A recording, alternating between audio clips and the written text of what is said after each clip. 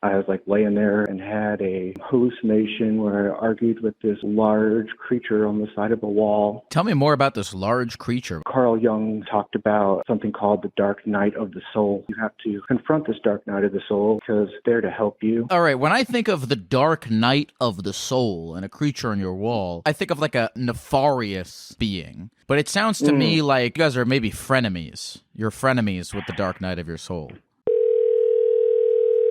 Hello? Hey, man, what's your name? My name's Walter. Walter. I'm a 29-year-old male living in northern Idaho. A 29-year-old male living in northern Idaho. Hot. Very hot. What's up, man? How's it going? What do you want to talk about today? Well, I just wanted to tell a little bit of my story. Started using drugs around about the age of 12 and had some pretty crazy times and got really, really bad. But I had an awakening. I was probably about 20 years old, and I was at this house, and the best room that they had to offer me was a room full of dog shit and dog piss. And it was like the middle of winter, and there was no heating, and cold air was like hitting me on the face. And I was like laying there high, and I was just like, oh yeah, this isn't so bad. And then I stayed up for about 7 days and had a really intense hallucination where I argued with this large creature on the side of a wall. And that night I decided that I was completely done. Got sober. Within 3 months I went to college, and now I'm working on my master's degree, trying to become a professor. So I guess I just wanted to, share with people that it's not impossible to do what you want, and you're never too late. So, tell me more about this large creature. What kind of creature was it? Yeah, so I did a lot of research into that because I look at life from a lot of different perspectives, and the closest thing I could come to was Carl Jung, German psychologist. He talked about something called the dark night of the soul. And it's something that everybody has inside of them, and that at one point in time you have to confront this dark night of the soul and befriend it, essentially, because it's not really there to scare you, but it's there to help you. And you just have to learn how to interact with it. So I kind of took that away from that interaction, and I've been living with that ever since. So interesting. So the dark night of the soul for you manifested itself as a creature on your wall that you argued with. Yeah, it was desperately trying to tell me. So the dark night of the soul is your subconscious. So my dark night of the soul was telling me that, hey, this has gone so very far, and he's like, you need to stop. Like, you're going to die very, very soon if you don't. And I almost died 2 or 3 times before this, and I still didn't wake up. So that's kind of what it had to come to, I guess. Now, the dark night of the soul, once you make peace with it, does it go away, or do you, 9 years later, still stay in contact with the dark night of your soul? Yeah, I know. I've definitely made peace with it over time. The only trouble that I have sometimes is I take some medication for PTSD, and if I get a lack of sleep and I'm very stressed, I'll tend to see the figure kind of darting through corridors or past doorways, or I'll think I'll see it standing in the corner of a room, and it's kind of there to tell me, like, hey, you're headed in this direction again. Maybe you should stop.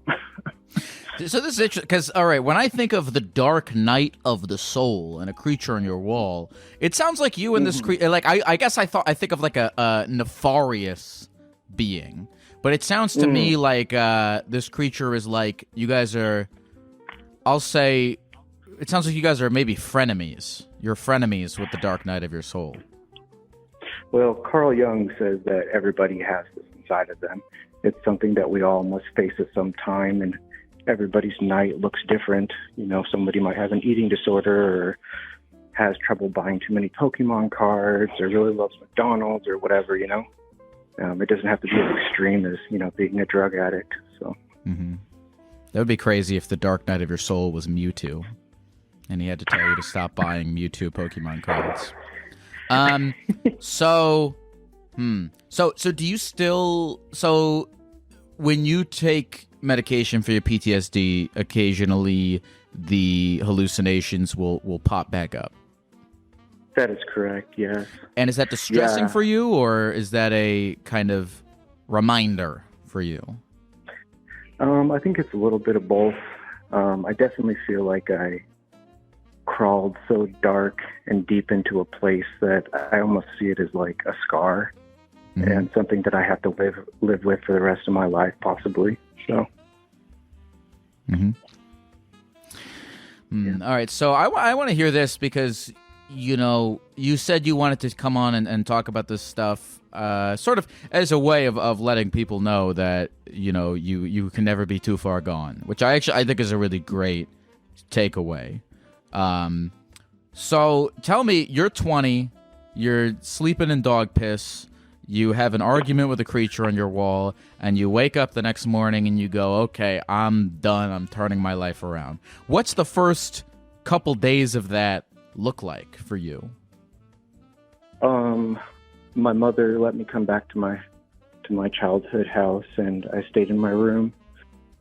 And the first 2 days, I had these really nasty hallucinations that I would see in the glass and in the glass that covered my light bulb. And I saw like people dancing and pointing at me and laughing. And I guess at some point in time, I got a hold of a pair of toenail clippers. And I didn't realize it, but I just kept clipping my toenails over and over and over again, and essentially mutilated my toes. And after about a week, that kind of died down. And then a couple weeks in, I was able to kind of function, essentially. My brain chemistry was pretty out of whack. So. And I guess, what would you say it was the turning point for you? When was, it sounded like things had to get a little crazy before they got better, right? What would you say is the day or the moment, or even if there's not a day or a moment, and as it typically is a gradual process of ups and downs, but do you have something that you point to as like, okay, this is where we start to go on a more positive track? It was just, I think it was just accumulation over time of just a loss of control. I really felt that I had absolutely no control over my thoughts or my actions or whatever direction I was taking in life. And I think it just built up over time. Like I said earlier, I almost died once in front of my mother, and then once with another person in a car accident. And I was still like, no, this is okay. I'm still living a pretty good life. So, so it's kind of interesting. I don't know. I think I've always believed in some sort of supernatural, and I want to believe that it's out there and trying to help us. So I don't know if I was just disregarding everybody else in my life. And now that I've made some sort of contact with an entity that I've been looking for, or, hoping would be real, it's like, I wish aliens were real. I wish they would just land already, or something stupid like that. I've just always been a person I'm ready for the world to be shooken up. Like, I don't believe in flat Earth, but if it's flat, that would be pretty cool. So. You said if the world were to splat, that would be cool? No, if the world was flat. Oh, if the world was flat. Yeah. You ever think about that? Like, is there any part of your brain that would accept that idea that the Earth is flat? Well, yeah. I mean, if you look back in time, people used to think that the world was the center of the universe, and the people who said that wasn't true, they were prosecuted, and some of them were killed. I don't know if the world is flat, but if it is, I'm like, hell yeah, fucking 2024 will be crazy. I'm with you on that. I think no matter what, it's good to keep an open mind. I think it's good to keep an open mind to facts. Oh, now I sound like one of those podcasters. I think it's good to keep an open mind to facts. If someone tells you the sky is blue, it could be orange. Who gives a shit? Yeah. So I want to know this. How long have you been clean for? I'm 29, so it's been 8 years. Nice, man. Yeah. Tell me some of the things that fill your life in the places that drugs used to. Oh, I fell deeply into making art, so I'm becoming a professor of fine arts and painting. And I spent thousands and thousands of hours drawing and painting and making collages and sculptures and printmaking and ceramics. And I let it consume me.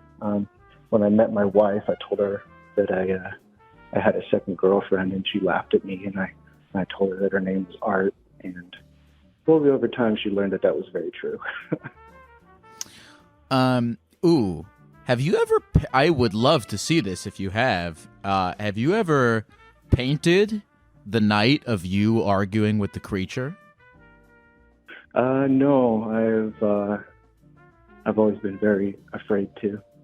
Interesting. Yeah. I've made a lot of paintings and some very dark ones, but no, I've never been able to paint that. Can I ask why? No. I come off as like a pretty normal guy. Like I'm a very typical looking like Idaho guy. I wear cowboy boots. I have a beard. I wear short hair, jeans. But there's this whole other side to me that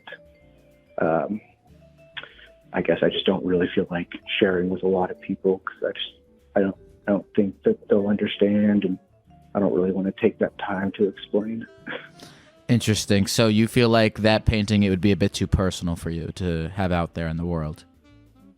Yeah, it's just like, would it catch any traction? I mean, maybe, but I mean, there's been lots of different types of art where people have some sort of spooky creature on the wall or behind them. It's been done for thousands of years.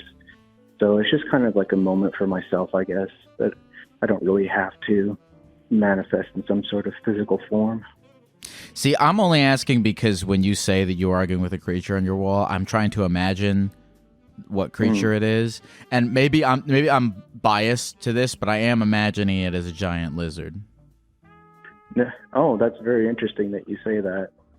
I'm glad you said that because, it takes on a part of it is a lizard or a dragon or whatever you want to call it. And there's many reasons for that, but that would take an hour to explain all that. So, your intuition is correct. I specifically imagine it looking like Rango. Have you ever seen the movie Rango? No, not quite like Rango. I mean, it'd be a lot more comic relief if it was. So you have tell me about your family now. Are you still close with your mom and your dad? I'm close with my mother. I met my father last year for the first time, and I spent the last 2 months of his life with him. So wow. Yeah. You met him. And then Sorry. You met him. You met him when he was dying. That is correct. He reached out to me, and I got to meet him, and I looked exactly like him, and we had the same exact likes. So there's definitely that nature over nurture thing. It was kind of interesting to see because I definitely was a lot like him. How did you feel when he reached out to you? I was very upset initially. I was very angry, and I wanted to say a lot of mean things, but by the time I got there, those kind of all dissipated after seeing him, and he was very sick. So. Do you feel like you had a significant shift in perspective after spending those last 2 months with him? And if so, how would you describe that shift? Yeah, the biggest shift in perspective, I would say, is that, my mother, who raised me, essentially fed me a narrative for very long, and I got to see the other side of that narrative. and kind of saw where things overlapped and where things didn't. And so now my relationship with my mother is slightly different, not in a negative way, but I approach her in a much more mature manner, I guess. Hmm. You were saying, and I cut you off because I wanted to ask you more about your father, but you were saying your mother, your father, and there was something else you were going to say, I believe. Oh, yeah. I had my father. I had my mother and my sister and my grandmother. That's the only family that I have. Mm-hmm. What's the deal with the sister and the grandma? Are you close with them? My grandmother she's from Old World Austria. So she has a very particular view on the world that's not liked by most. And my sister, she's whatever. She has a lot going on too. She has a lot of psychological issues, but yeah. And then my mother, she's a psychologist out of all the things. Your mother's a psychologist. Yeah, that is correct. Yes. When you were a kid, when you were 20 and you said to her that you were arguing with a creature on your wall, what did she say to you? I guess, did she have a psychologist point of view on that? No, because I've been saying wild things to her ever since I was very, very young. It started when I was about like 6 or 7. I used to not sleep at nighttime, and I would stay up all night long, and I was just terrified. And I would go downstairs in the middle of the night, and I would look in a mirror, and I would touch my face because I couldn't understand what I was, and I didn't know what I was looking at. So I tried to express that to my mom as a child, and she didn't really understand. And as I got older, just more weird things started happening, and I just kind of became more withdrawn. So how long you been with your girlfriend for? Well, we're married now. I've been with her for 5.5 years. Oh, so she's your wife. Yeah, we got married 1.5 years ago. Yeah. Oh, Mazel Tov. Thank you very much. Did you invite the lizard creature to the wedding? I don't have to invite him. He's always with me. I bet he would give a hell of a best man speech. He probably would. He's definitely seen me when most people haven't. So I just hope my wife never has to meet him. Are you guys planning on having kids or anything like that? Like, what is your plan for the future? Yeah, we would love to have kids, but unfortunately, my wife can't have kids. And so we have to look at the idea of adoption, which cool. Will probably happen in the near future. Yeah. And you are currently a professor of fine art? No, I'm getting close. I'm completing my master's degree right now. And then the next step is professor. Now, when people take your class, let's say I'm a bright-eyed, soft-tongued art student boy, and I come into your class, my brain ready to soak in your wisdom. What would you say is the ideology or main idea or thesis that you want to install into people through your teaching of the arts? That's a really good question. Thank you. I want to say it in few words as possible because I could definitely ramble, but the basics of it would be to, explore many, many different perspectives, even ones that might bother you in some way or form, but also to remember that you're human and to be humbled by that experience. So no matter what sort of fame or recognition you get, to kind of grasp the idea that this moment is a blip in time and that we're here for everyone around us and just not ourselves. I like that, man. Thank you. What do you have any art projects coming up on a personal level that you're excited about, that you want to talk about, or yeah, anything like that? Yeah, so I'm currently painting a bunch of landscapes with really pretty clouds at sunset time for a gallery in southern Idaho. Very nice. Yeah. You know, I'm seeing a few questions in the chat. A few people in the chat want to talk to you about this. Does anyone in the chat have any questions? I see one off the bat in chat. You can feel free to ask some questions. I'll pick some. But somebody says, "Hey Geck, can you ask how this guy keeps going despite his struggles?" Yeah, that's a really tough one. I think my curiosity of being alive outweighs my fear of the unknown. I have to stop myself sometimes because I'll have an existential crisis about every 5 minutes, just looking at the profoundness of everything. It can be very overwhelming, from, a door to a cat to a person to quantum physics and SpaceX, and, it just snowballs from there. But I'm an extremely curious person, very, very curious. Yeah, I feel like if you're making art, you got to stay curious, or else you'll just, pump it out like it's content. Do you ever look at your art as content? Yeah, so the clouds and sunsets that I'm making, I call it prairie porn, because everybody in Idaho likes fields and sunsets and barns. So, yeah, it sells really well. Somebody says, question, I am 22 and I have a very similar lived experience. I am in Idaho as well, and I wonder if it's good for our mental health.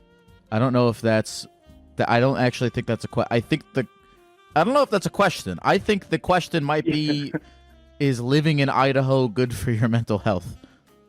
Oh, yeah, I absolutely love living in Idaho. I hunt and I fish, and I forage for the different berries and plums and apples throughout the time of the year. And it's a very grounding experience for people who suffer from anxiety or PTSD or depression.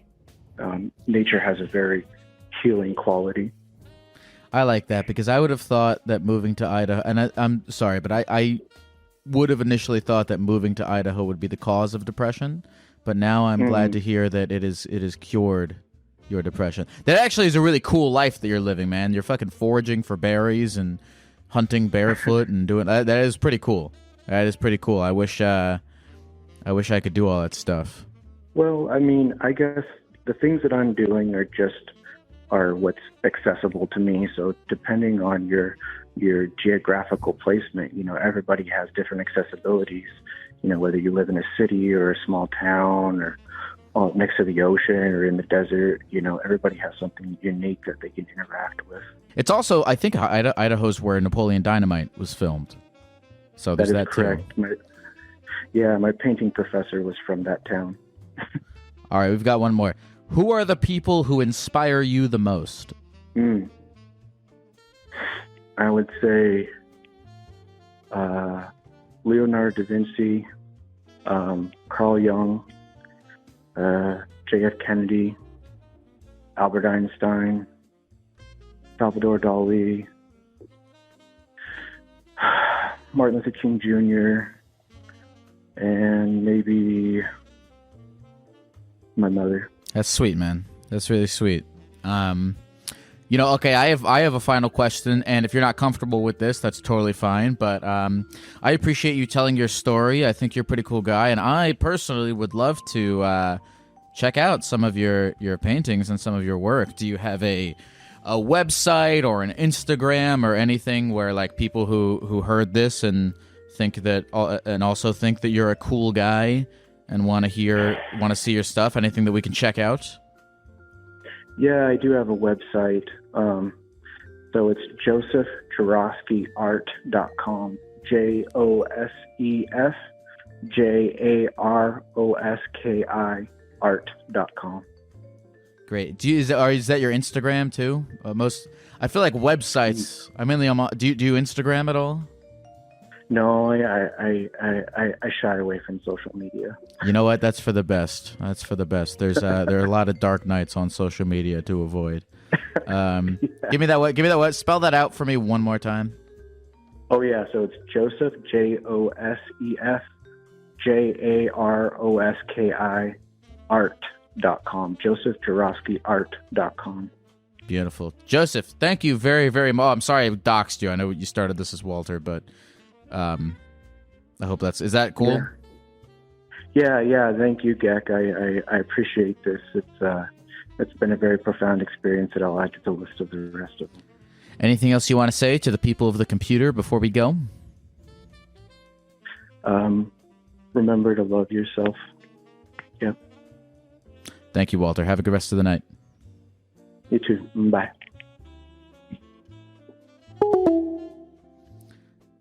Leaving that was really cool. I really enjoyed talking to that guy. Honestly, that was one of my favorite conversations I've had on this podcast in a long time. That guy was super cool, super humble. I'm excited to check out his paintings. Folks, if you're listening to this, go check out his paintings. I'm gonna take a look myself once I'm out of here recording this. But yeah, that was a great story. I do love the general message that you can never ever be too far gone, that you cannot return to a place of prosperity in life and personal achievement and all that stuff, no matter how much dog piss you're lying in. So shout out to Walter for being the living proof of that. And also shout out to Walter for giving me a new personal goal, which is to be the creature on somebody's wall that they are arguing with during an episode. So if anyone is looking for scary lizards to haunt their dreams, please reach out to me.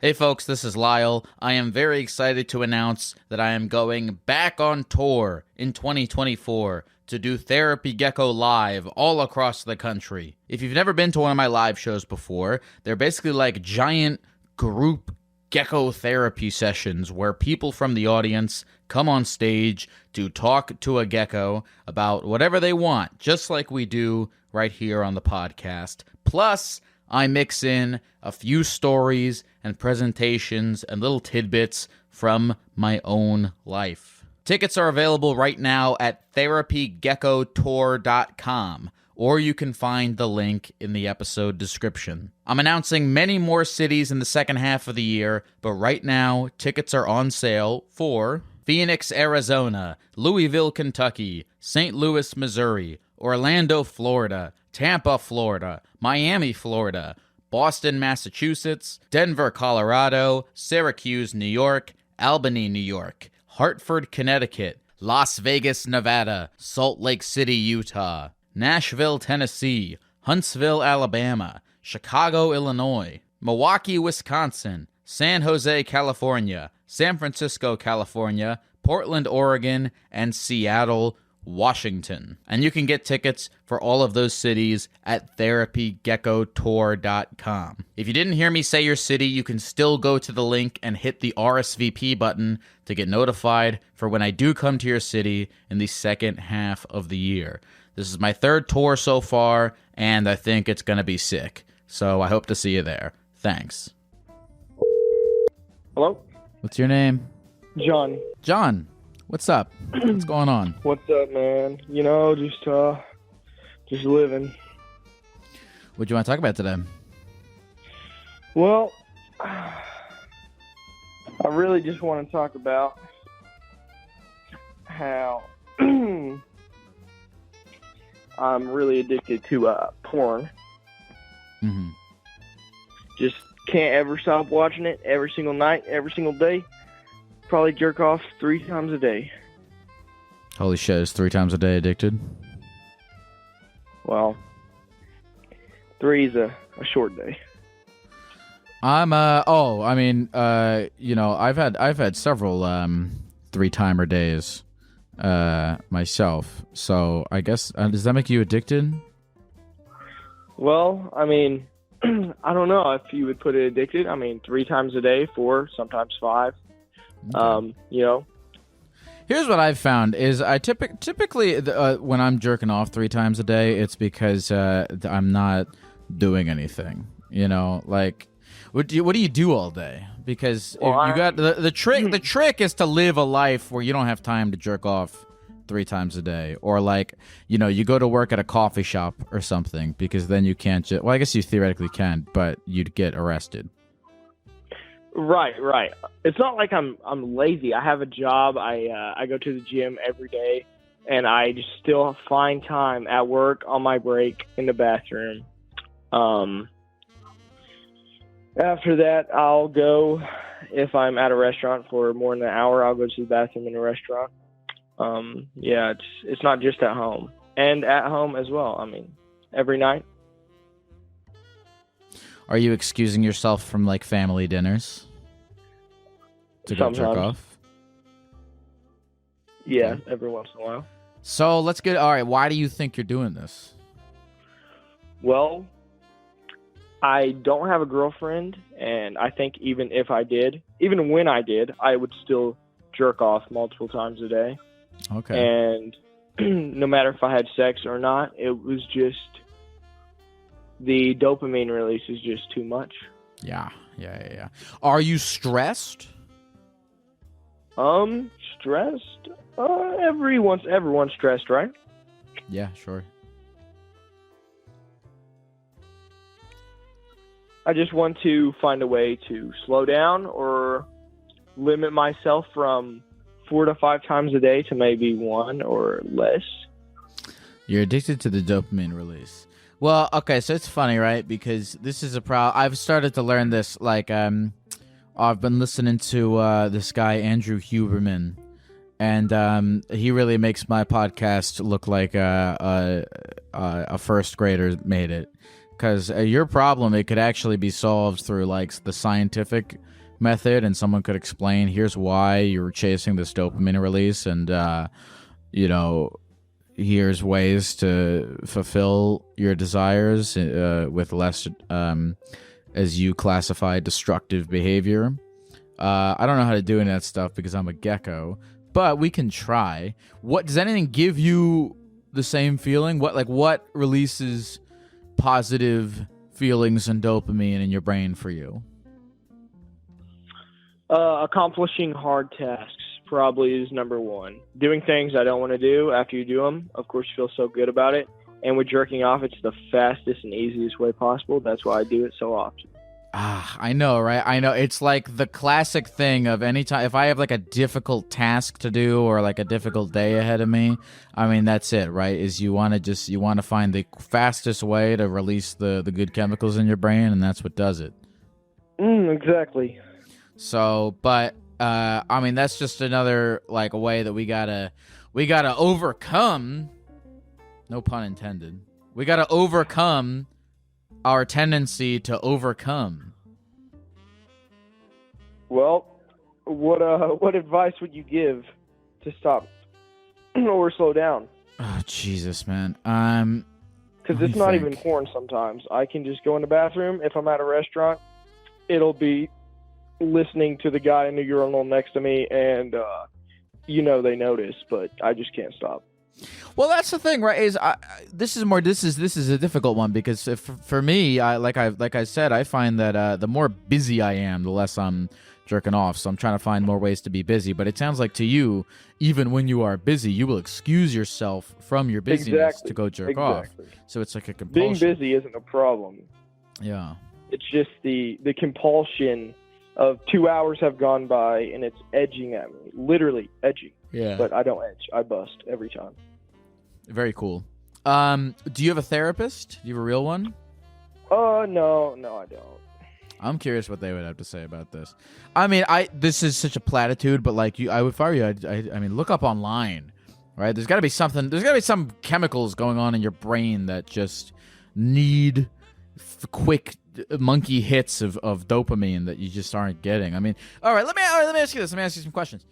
When you're at a restaurant and you're going to go jerk off, who are you with? What set the scene for me. Set the scene right before you excuse yourself to the bathroom. Okay.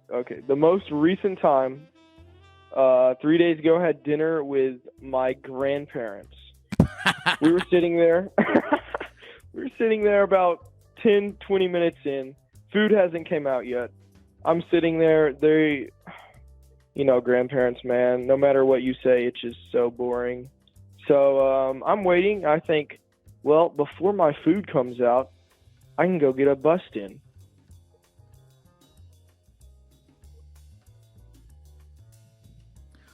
Okay. So this is a dinner that you're excusing yourself from to go jerk off because the dinner is not particularly engaging to you. Exactly. Okay. All right. I'm going to go ahead and say that doesn't count. That doesn't count as an engaging activity. It definitely counts as jerking off. Okay, and then what else are you? You're at work, right? And I assume that you're at work. Right. I don't know if you like your job or not. Do you like your job? No, it's very boring. Okay. So you're bored. So you're I've jerking off plenty because of you're time bored. at You're not. work. You're busy with like Plenty bullshit. of time at work. Yeah. So you're busy. So you. What I am hearing from you is that your life as it is not particularly stimulating. Hanging out with your grandparents and going to this job that you hate. So in order to get dopamine, in order to get stimulation, you jerk off 5 times a day. Yeah, that sounds pretty right. All right. So the question is, this is no small question to answer, and it is the question. It's how do you create a life that is more stimulating for yourself so that you're not jacking off every 5 seconds? Well, I could find a job that I enjoy better and like going to, but I still think I would excuse myself and even create time for jerking off. Yeah, but you don't. But that's the thing, though, is that you can find replacements for jerking off. Like, do you know what the flow state is? No. The flow state is like the state of mind when you're like doing an activity, and that could be like working or having a conversation or playing a sport or anything like that, where you are fully engrossed in the activity, right? You're not thinking about anything else. You are fully present in where you are, right? Right. Do you have anything in your life that gets you into that place where you're really present? Only thing I'm present in is jerking off. Jerking off. Yeah. So, well, that's what we got to do. I guess we got to find something for you that gets you as in the present, and that's what we. That's why orgasm feels so good. That's what all we want. All we want is to be in the present, whether it's with people or with heroin or with a sandwich or with jerking off. All we want as people is to just feel like we're actually fucking here and we're not depressed about the past or anxious about the future. We're fucking here, whether it's because we're orgasming or because when you're having lunch with your grandparents, your head is in the clouds. You're not here. You're in fucking space. And so to get your head back down to earth, you jack off because you're there. So we just gotta find like what's gonna get you back on planet fucking Earth, right? What's gonna make you feel like you're here? And that could be hanging out with people who are more interesting than your grandparents, so that, people who don't literally bore you so much that you need to go jack off. Or a job that doesn't bore you enough that you have to go jack off. Just like and I don't know, we're not gonna answer this on the phone call unless if you have ideas, but that's my diagnosis to you, is find something that gets your head on the planet. That's why you're jerking off so much, is because it makes you feel here and present. That's why I jerk off when I get anxious, is because it takes my brain away from the future and away from the past and right goddamn here in the orgasm. And that's why I eat stuff that's bad for you, is because it takes your brain right away, just in the present. So what will get your brain in the present? I don't know, but there are things, and hopefully you can figure them out. I hope so as well. What kind of porn do you watch? No, we don't answer that. What's your name again? John?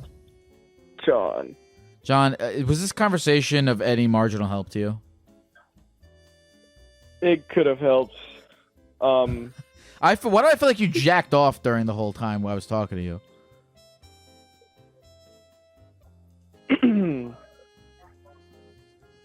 Don't play this game with... All right, anyway. All right. John, is there anything else you want to say to the people of the computer before we go? What do I say to the people of the computer?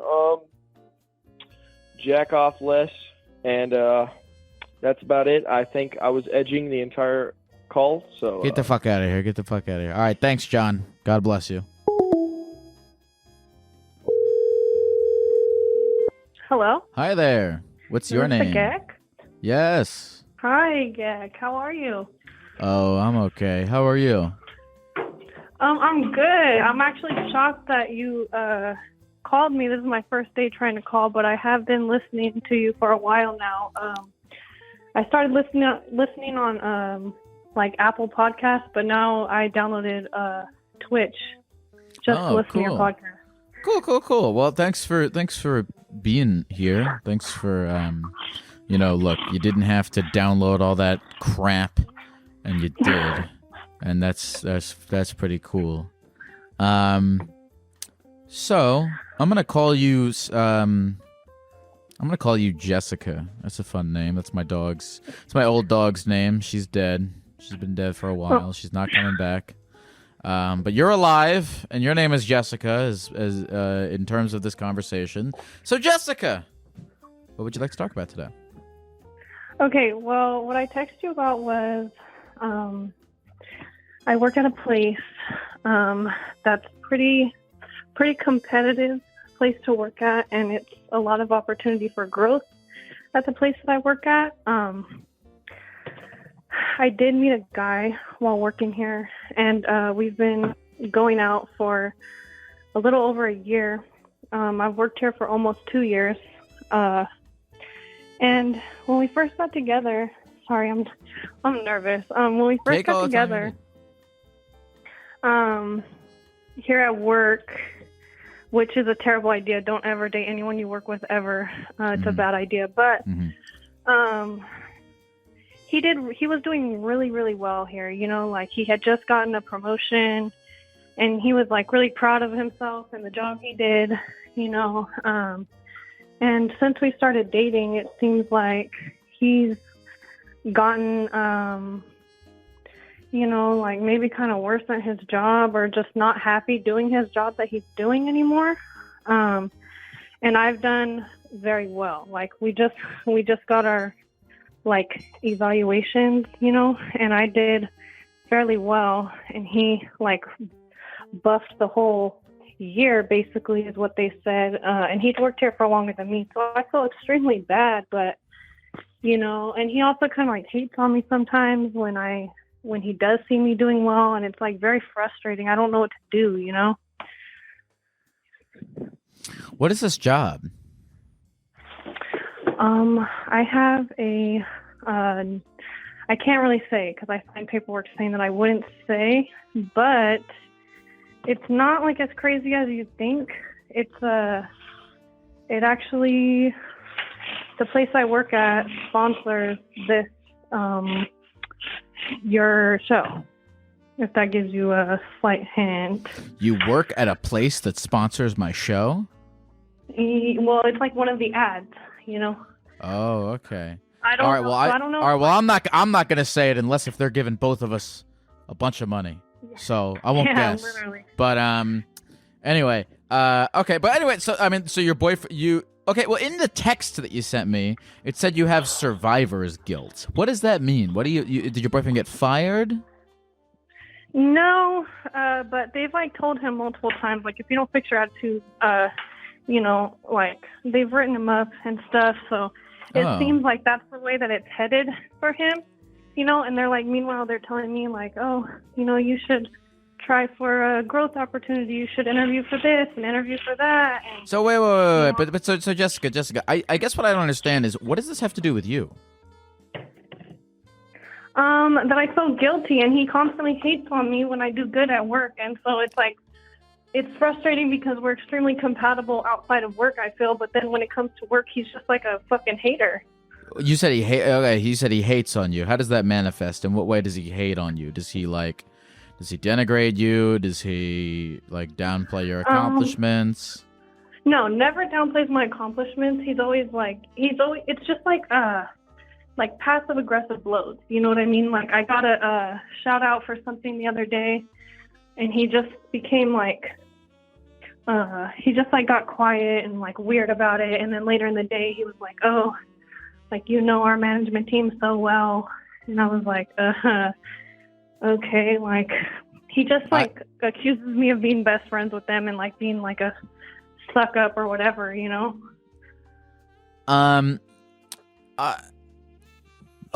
Okay, so this doesn't really look. I don't think this has much to do with the fact that you work with this guy. And also, by the way, if this guy sucks at his job, that's not your fault. You know what I mean? It's his fucking. It's not your fault that this guy sucks at his job. Yeah. Regardless of the fact, even whether you work at the same job or not, it's like if you feel like this guy is like resentful of you for being more successful than he is. I mean, I would say that's probably not. And I will add, he works like much closer to our management than I do. Okay, that doesn't mean anything though. That I don't care about that. This is like has nothing to do with you. The fact that you guys work together. He could work at the fucking Arby's and you could work at the Taco Bell, and it doesn't. That doesn't matter. This is more simple than that. Yeah. Is just the question of in your relationship with this person, do you feel as though he is just it doesn't matter that you work at the same place or not. When you're like excited and happy about things, he's resentful towards you. Right. Okay. Yeah, I guess I never really looked at it like that, like how it would be if we didn't work at the same place and he acted like this, I just, I've only ever looked at it from the position that we're in, I suppose. You're 22, right? Yeah. How old is he? 24. All right. I feel like all right. You want to do some fake therapy? Let's do some fake therapy. Yeah. I mean, doing that it's and again, you also I don't want to shit too much on this guy or even shit on him at all, because to be honest, you keep mentioning these things that are passive aggressive, and I don't really feel like I've gotten a concrete example of anything that he's done that I guess rubs me the wrong way. But if that's how you feel, that's how you feel. If he's doing this stuff, it's indicative of like his own like insecurity, which and security and dealing with insecurity is just something we all gotta fucking do, whether and if we and that's his cross to bear, and that's we all deal with insecurity and imposter syndrome and all these things, and so ideally this guy figures out his own ways of dealing with his insecurity and ways in which he can feel better about himself, so that he's not, taking it out on other people. That's for his therapy Gecko call. But yeah. Yeah, I would agree. It definitely comes across to me as like jealousy or insecurities, and I don't know, I guess like I said, we're like pretty compatible outside of work, like it's all good, so I don't know if like there's a better way I could be supporting him where he feels like, I think he almost feels like Jess, have you had a conversation with him about any of this? Multiple. Okay, well, how do those go? He just says, he admits like his fault in how he acts about it, and he just says that it's a hard situation for him, and that and it is, like I said, he was becoming successful here before I started, and I don't. Okay, well, tell me, how does the conversation go? Usually it'll start with like, because we work fairly like close to one another, so it'll start with like him seeing like interactions that I have with our bosses. So you know, like I said, he makes jabs, so I'll tell him like, oh yeah, I got, you know, a shout out. Hold on, this Jess, morning. Jess, before you go any further, I just, if you could focus with me for just a second.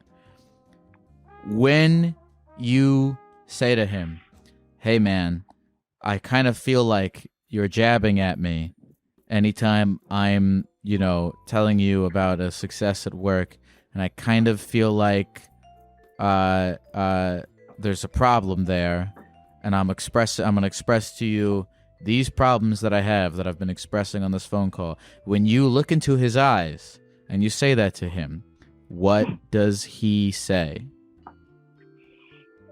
He says he's sorry. Okay. And doesn't hit fault. Okay. Is that good enough for you? I mean, it could be if it didn't continue to happen, you know, but it just seems kind of like a continuous thing that happens. So it's like, how many times can we have the same conversation about it? Mm-hmm. Well, I don't know. Maybe he needs to get a new job. Maybe he should get. Here's what we'll do: is he should get a different job, and then that company can also give me money to talk about them on this podcast, and that way I win no matter what. Yeah. I've told him, you know, like you need to. I've even looked for another job because I wanted to get out of the situation that we've gotten into. You know, I was unsuccessful in my search, you know, because I have a good job here and I don't want to give it up for a job that would be less beneficial to me than this one is. So he's talked about him being the one to find a new job. He said things like, "Oh, I'm gonna have my resume remade by the weekend," and never does. Good. So. Good. Well, and look, I'm gonna just leave you with this, Jess. I don't like telling people what to do, but but I'm going to. I would highly recommend that you do not. If you enjoy your job and if you feel good on your own personal level with your levels of accomplishment and everything going on with yourself, I would highly recommend against leaving it behind to make this guy feel better, because his insecurity is valid. Of course, insecurity is a valid thing to feel, but it's not your responsibility to stop achieving in your own life to make this guy feel less insecure. So please don't, please make your decisions with that in mind.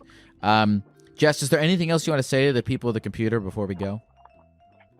No, I just wanted to say I hope you keep doing your podcast because you get me through the work week all the time. So thank you, and it was nice talking to you. Hey, thank you very much, Jess. Have a good one. You too, bye. Have your boyfriend get a fucking job at Taco Bell, and that way he can recommend them to sponsor the podcast. Hey, if you're listening to this, anyone, and you know somebody at Taco Bell, let them know. I will like somebody. Let them know that if they want, I will interrupt somebody crying to me about the death of a family member on this podcast to do an ad for a Doritos Locos Tacos. That's how far I'm willing to go for them. So I'm just throwing that out there. Oh? Hello? Hi. Wow. Holy crap. How's it going, Geck? Hi, what is your name? My name is Jess. Jess? Not Jeff. Jess, you said my name is Jess, not Jess. Oh, did you mean Jeff? No, my name is Jess, not Jeff. Jess, what's up, Jess? How's it going? How's life? Life remains interesting. Wow. Okay, sorry, hold on. My partner called you around Thanksgiving-ish. While we weren't together at that moment. His name was Matt. and he was living with his, he still is living with his great aunt, and he's just been dealing with a lot. And wait, was he the guy who he was living with his great aunt and taking care of her and was kind of having difficulties of like, oh, I don't know if I want to go live my own life, but I kind of can't because I have to take care of my aunt. Yeah, I remember him. A very lost individual. And I kind of wanted, I'm shaking, dude. I wanted to thank you because, and I know he would too. And if he's listening to this, he's absolutely shitting his pants. But hey, maybe his aunt can, maybe that's a good opportunity for his aunt to pay him back. You know, she can clean the shit out of his pants for once. Maybe so. That would be appreciated, I'm sure. Mm-hmm.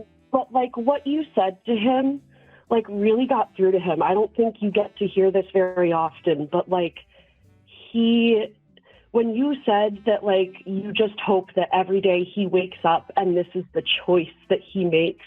Yeah. He's really taken that to heart, and he's actually really like stood up for himself and told like his family, like, I can't do this anymore. We need to have a new plan. We need to figure something out because I can't do this. Very cool. So, very good. Good. So you started dating. Did you meet him after I called? After we talked? No, so at the time that he called, we, I guess weren't like speaking. It's really weird. We've been very on and off for the past, really ever since I moved out. I moved out of the house, in August, and I've really been taking steps to build up like my life in a sense, like just, I've never lived by myself like this, and it's a really huge privilege to do so, so I'm really trying not to take it for granted. And so I've just been doing that, but it's made me very less able to give him the like attention that he's needed or like meet his needs. So it's just been hard. And it's not without good reason though that like I really tried to get out of that house because we really we were cooped up together for 3 years, essentially, like because of COVID, and we started being able to go out less and less together. So we're just on top of each other and getting on each other's nerves, and it was tough. Well, I'm glad I'm glad that guy has a girlfriend because he just sounded like his entire life was centered around taking care of his aunt, and he wanted to, get out there and start developing some form of a life for himself. So I'm happy to hear that. Yeah. No, it was so surreal to hear his voice. He called me on Thanksgiving and like told me about the phone call, and so when I got to listen to him on the pod, like that was absolutely bananas. It's just so cool, and now that's very cool.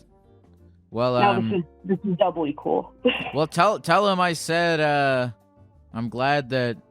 Tell him I said I'm glad he made a life change, and I'm sorry that it took the therapy Gecko to do it.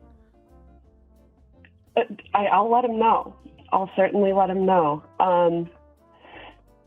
So yeah. How are you doing? I don't know if you saw my text, but I am looking for a lizard to haunt my dreams. Would you like to apply? Ooh, I don't know. I have a lot of dreams to haunt. I might be too busy. Well, okay. First of all, okay. Thanks for updating me about your boyfriend. I like a good update, yeah. And it actually makes me feel very happy that something I said on this stupid podcast caused a positive thing in the universe. So that's cool.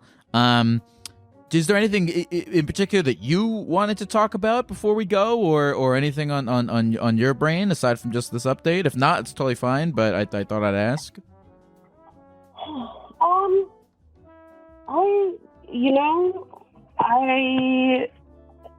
Not that really that I can think of, but I'm out here having a good time, and just wanted to say hi to you, thank you to you, and yeah. Well, thank you, Jess. I hope that I gotta stop starting sentences without knowing what the fuck I'm gonna say at the end of them. Oh, that's so real. That's me very often. I just kind of see where it goes and hope for the best. But I guess that one, like, so I started that. I said, I hope that. And then it's like, well, all I got to do is say something nice. You know, I'm not going to say, I hope that your children die. I just got to say something good. So it should have been easier than it was. It was hard for some reason. So, let's do this. I hope you have a good rest of the day. That was easy. Thank you. You too. Have a good one, Jess. You too. Have a good stream. Bye. Therapy Gecko's on the line, taking your phone calls every night. Therapy Gecko's doing it right, he's teaching you how to live your life, but he's not really an expert.